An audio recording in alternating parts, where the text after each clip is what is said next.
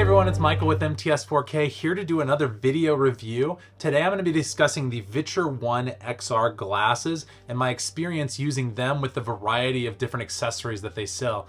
Now, me personally, I did not totally love my experience with these. I thought there was a lot of bugs and things, and also the price total combined with everything that I wanted to use it with was way too much for what I think they can do.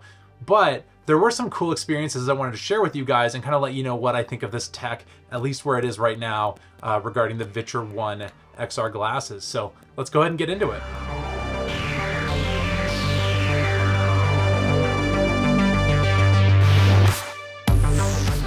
All right, so let's get into it. First things first, I want to talk about some of the positives of using this before I get into a lot of the negatives, because there kind of was a lot. So let's focus on the positives first. They are a really unique experience. I gave them to my wife to try, and the first thing she said was like, wow, this is insane. This is really cool. And I tried them on, and I had the kind of opposite reaction. I'll get into that more later. But when you first put them on, it is kind of unique because you put them on and the headset itself does not have any power. You have to plug it into another device, and that device is what controls what the glasses will see, what they'll project, and let them do anything. So first things first, when I use these, I did go ahead and plug them in, and I hooked them up to the neck band, which is an accessory that's sold separately. We'll talk about that in a minute.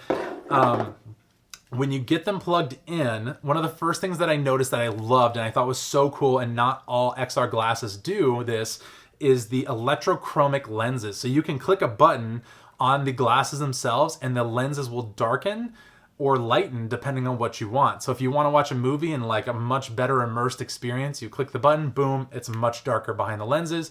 And then if you want to talk to somebody or see something, you know, whatever it is, you click it again, boom, it lightens it again so you can see what you want to look at before you make it back dark again.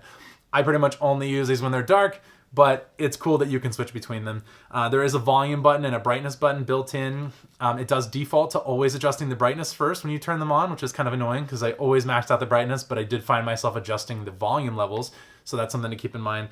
But the glasses themselves, like the overall build quality, the experience, they fit really well. I thought they were pretty comfortable. They actually have kind of like an extension thing, so if you have a bigger head like me, they will kind of adjust to fit you. I did find it giving me a headache after a little bit, but I think for your average person with a smaller head than mine, it'll probably fit fine.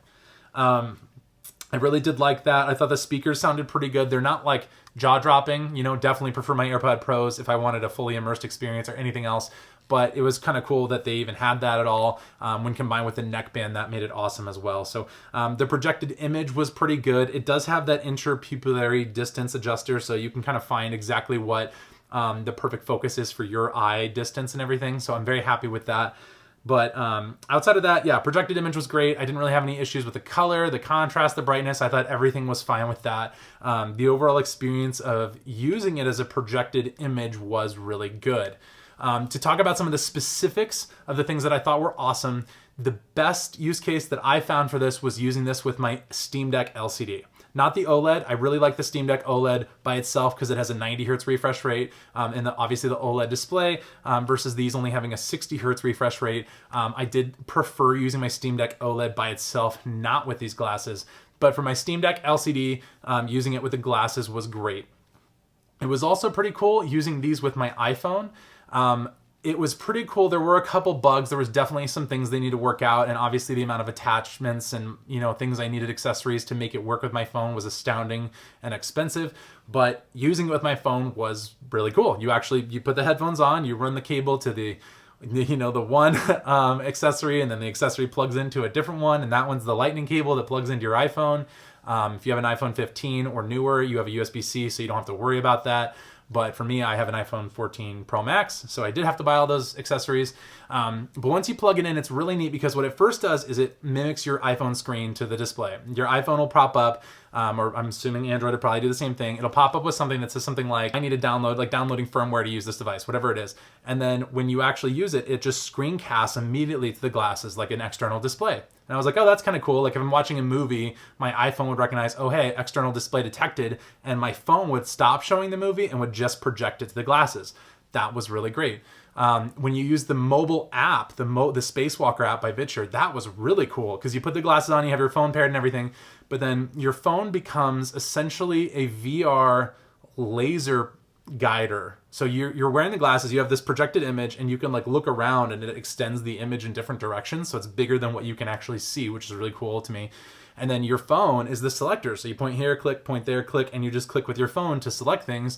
And there's a laser shooting out of your phone in the XR experience that lets you pick different apps.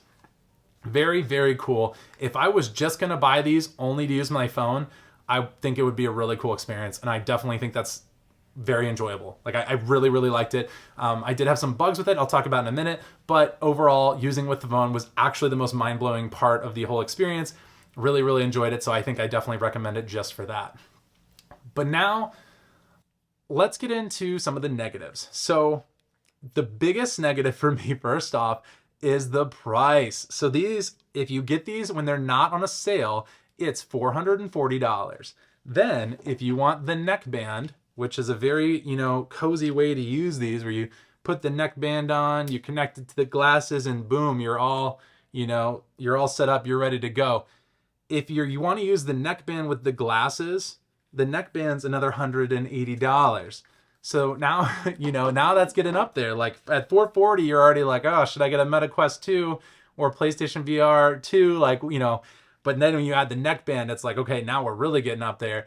And then if you want to use it with an iPhone, if you want to use it with any iPhone that's a 14 series model, whatever, or older, you have to buy 2 attachments. You have to buy one attachment that actually is like converts the USB-C to HDMI and USB-C for the iPhone. And then you have to have a second attachment for the iPhone that's actually like that HDMI and USB-C to Lightning to plug that into your phone. And it's $108, I think, or $105 for those 2 accessories total. So it's like $45 and then $60 or $70 for the Viture One.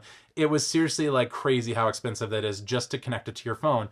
The app experience was really cool and was hands down the best part of the experience. So I think, $440 for this and then another $110 for the accessories to use it with your iPhone, or no accessories if you have an iPhone 15 or an Android phone with USB-C.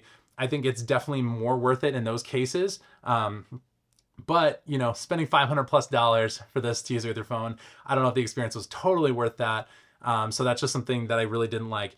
Also, another thing to keep in mind with this is not only is there all these other accessories, there's also a bank you have to buy. It's like it's a portable display base. I forget what the actual term is. They have this base that if you want to use it, for example, with your Switch cannot just plug into these glasses like the Steam Deck can. You have to use this separate display like base. You plug your glasses into the base, which also happens to provide battery for the glasses and battery for the Switch. And then you have to plug your Switch into that. And it's just like, okay, now you're getting to like, I'm carrying my Switch, I'm carrying this base, and I'm carrying the glasses. And then if I want to use the neckband, I'm carrying the neckband. And then if I want to use it with my phone, I have to carry 2 other accessories. It really starts to add up and up and up with each thing that you buy for this, which is kind of crazy. So using it with the Switch was fine. So I went back to shoot some footage of the Nintendo Switch being used with the mobile dock and the glasses, and something weird is happening where for some reason now the Nintendo Switch Joy-Con only work if they are not connected to the Switch. The second I plug the Nintendo Switch into the mobile dock, both Joy-Cons stop working, and as soon as I take them off the Switch and I'm using them wirelessly, then they start working again. So I have no idea what's up with that, but just want to mention that is probably not ideal if you're trying to play this in a semi-portable space, having to set the Switch down somewhere else next to the dock and then hold both Joy-Con. Don't totally love that. It was like using a Switch. I mean, if you have an OLED Switch, I think it's going to be the same thing as the Steam Deck. It's probably better to just use your Steam Deck or your Switch instead of using these. I don't think the display size warrants the price of these when you're using them. So yeah, first thing I want to bring up, I think the price is too high. The total for all the accessories that I purchased to use it with my iPhone, my Steam Deck, my Switch, and the neckband, I think, was over $900. For that price, I mean, gosh, buy a PS5 and a PS5 VR2 and play that instead. It's going to be a way cooler experience than this is.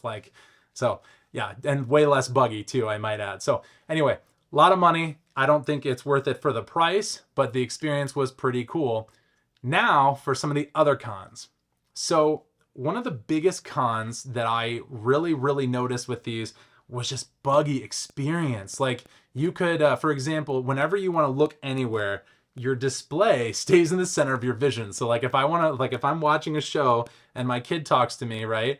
I can't see my kid through the video and through this giant thick like lenses that are here. They're not very see-throughable. So I'd have to take it off or look down at them like this anytime I wanted to see anything, which isn't a great experience. So I didn't really love that.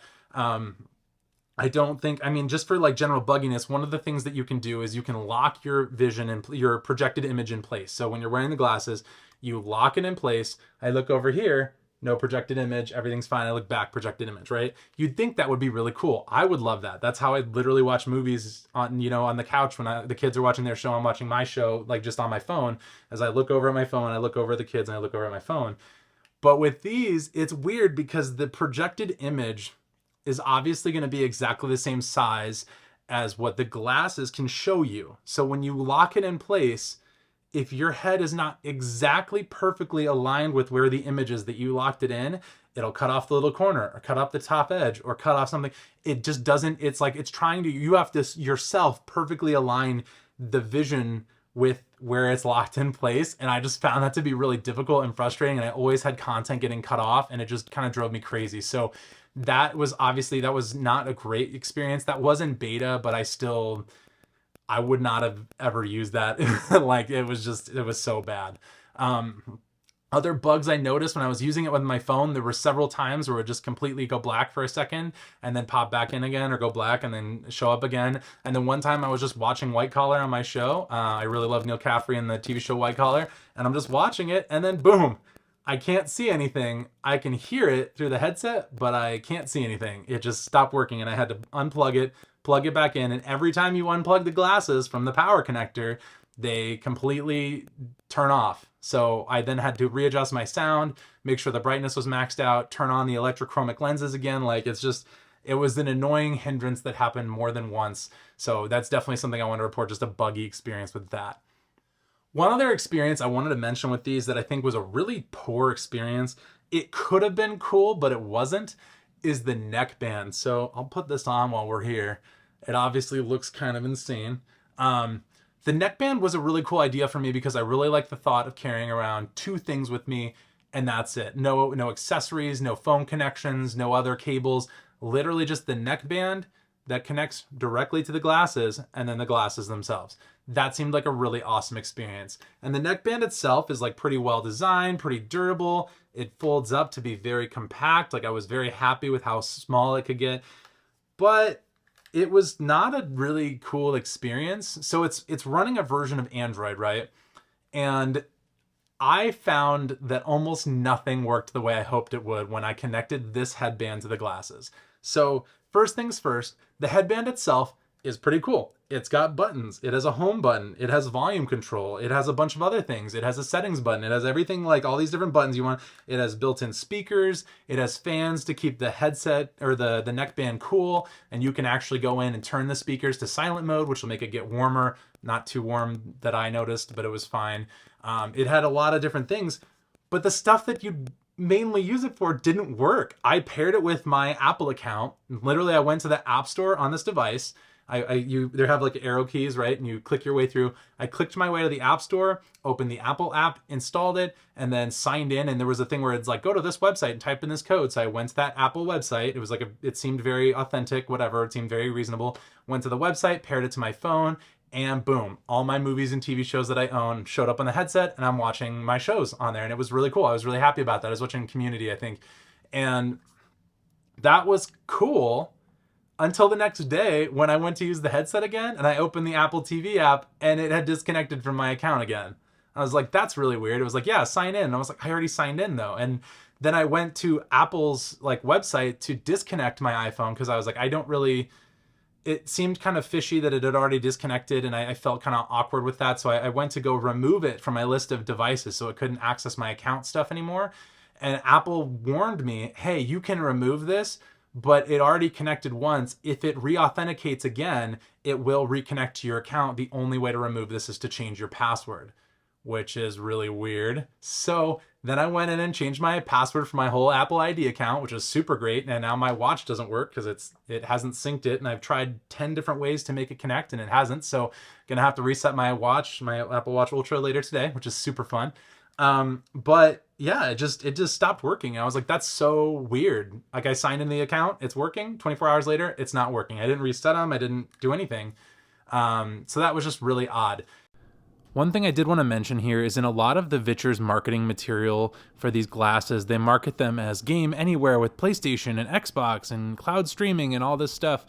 But the apps that they say these are certified to work with, they are not official apps for Xbox or PlayStation. They're both third-party applications made by a random developer that you have to sign in with your Sony account or your Microsoft account, and then it does some kind of weird back-end stuff to be able to let you kind of stream your games to the headset, but then you have to find a way to get a controller paired with the headset through Bluetooth or whatever.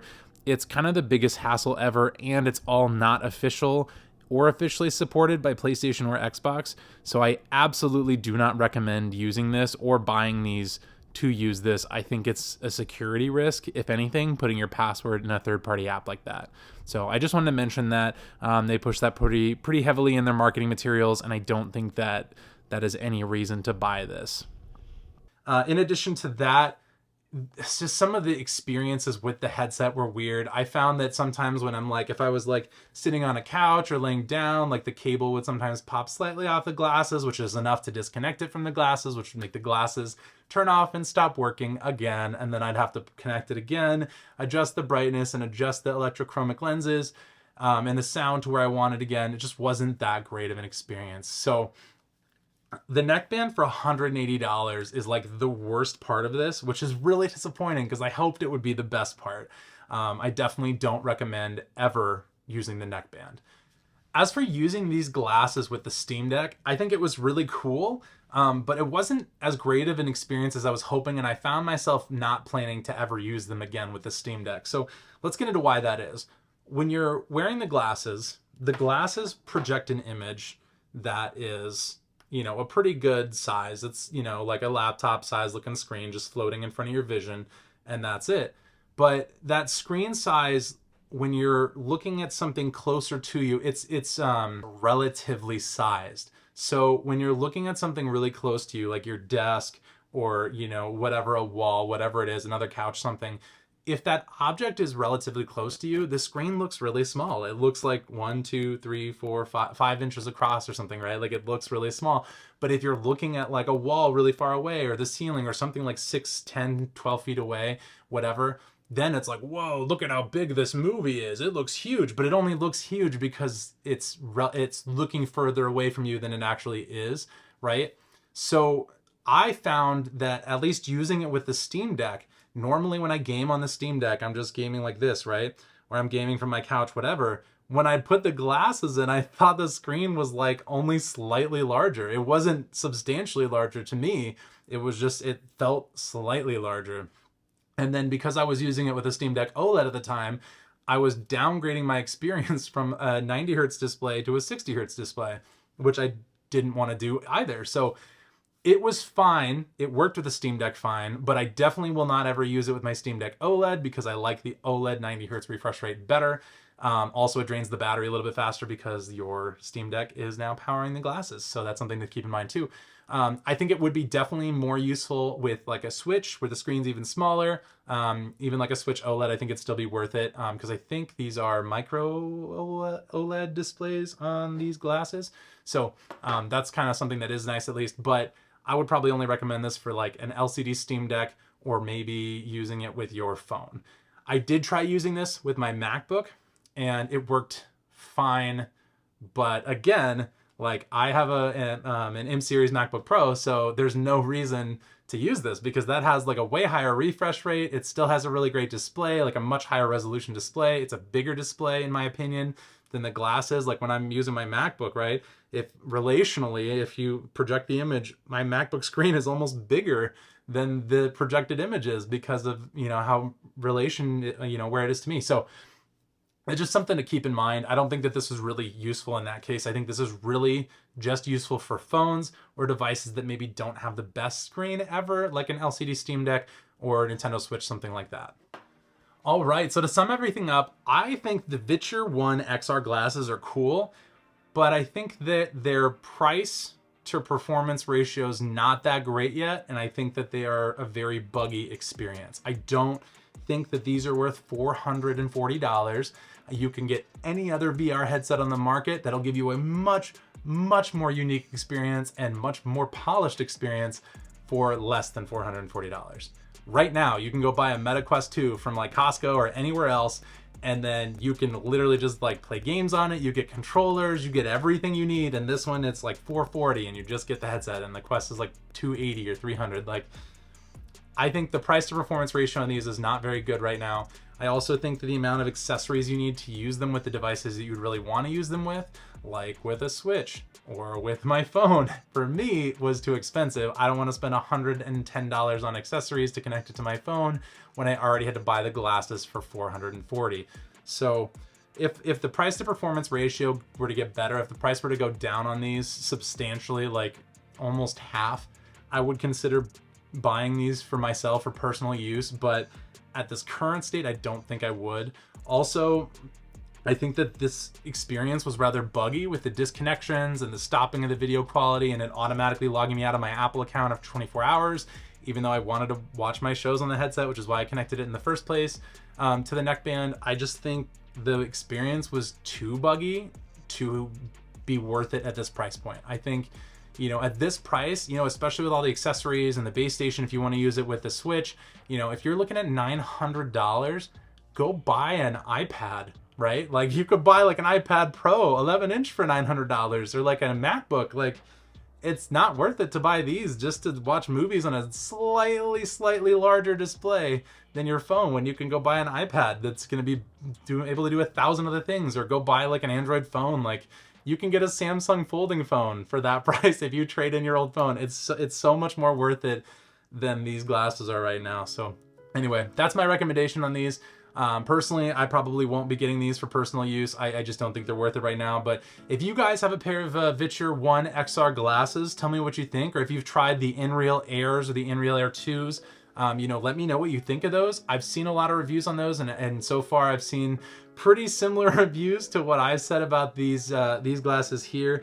But yeah, just let me know what you guys think in the comments. I'm curious to see what you guys have to say on these. So anyway, guys, thank you so much for watching. I'll see you around.